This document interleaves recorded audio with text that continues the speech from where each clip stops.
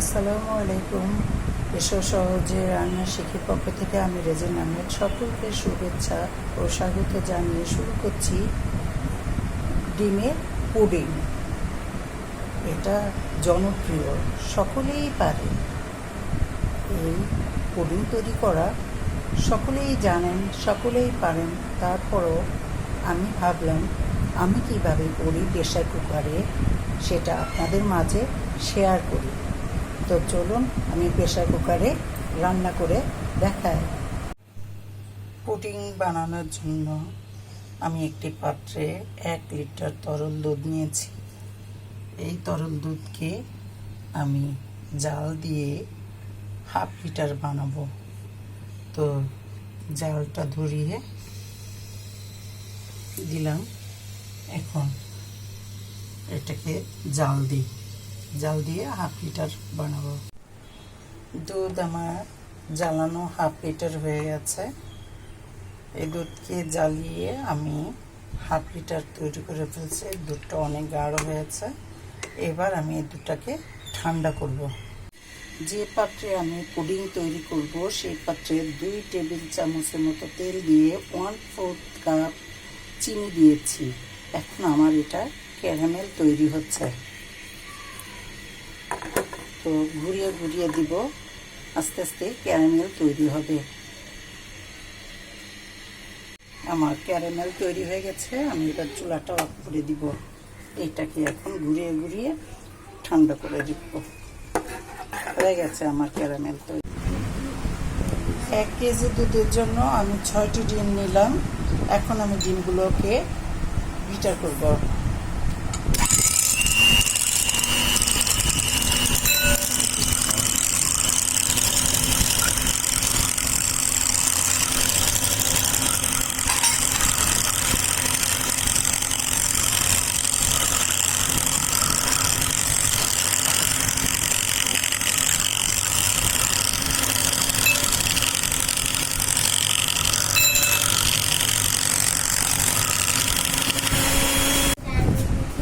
পুডিংয়ে আমি 1/2 কাপ চিনি দিচ্ছি।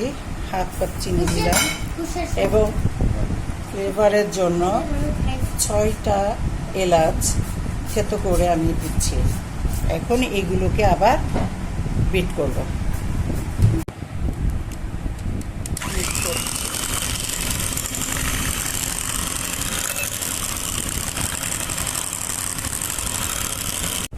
এবার আমি ঠান্ডা করা দুধ মিশিয়ে বিট করব। ঠান্ডা করে দুধ মিশাইলাম। এখন আমি আবার বিটার করব।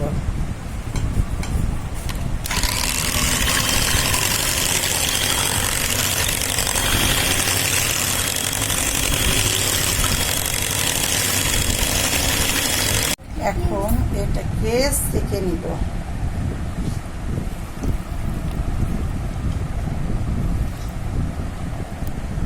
প্রেসার কুকারে কত অল্প সময়ে পুডিংটা আমার হয়ে যায় সেটা আমি আজ দেখাবো। প্রেসার কুকার নিলাম, এটার মধ্যে আমি একটা স্ট্যান্ড বসাইলাম। এটা বসানোর পর আমি মেজারমেন্ট কাপের 2 কাপ পানি দিলাম। এবার আমি পাত্রটা সেট করব। এবার পুডিংটা সেট করে আমি আস্তে আস্তে করে এটা বসাবো।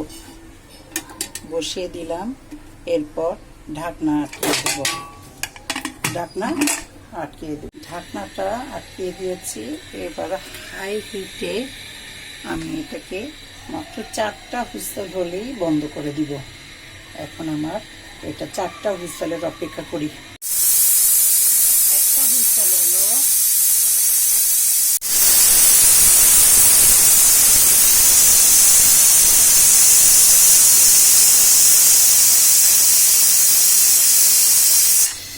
চারটা হুইসেল হয়ে গেছে। এবার আমি চুলাটাকে অফ করে দিব এবং বাষ্পটা বের হয়ে যাওয়া পর্যন্ত অপেক্ষা করব। আমার পুডিং তৈরি হয়ে গেল। প্রেসার থেকে নামানোর পরে আমি এটাকে ঠান্ডা করে প্লেটে ঢেলে নিয়েছি। এখন দেখেন এটাকে কেটে দেখাচ্ছি কতটা সফট এবং কতটা মজা হয়েছে, কতটা মজা হয়েছে।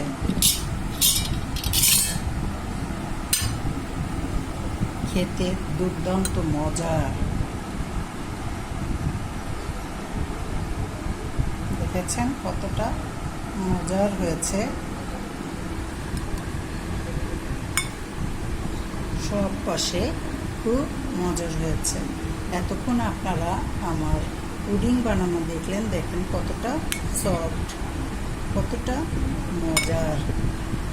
তো আমার এই রেসিপিটা যদি আপনাদের ভালো লাগে, অবশ্যই যারা সাবস্ক্রাইব করেন নাই তারা সাবস্ক্রাইব করবেন, অন্যদের মাঝে শেয়ার করবেন এবং সকলের দোয়া কামনায় শেষ করছি। খোদা হাফেজ।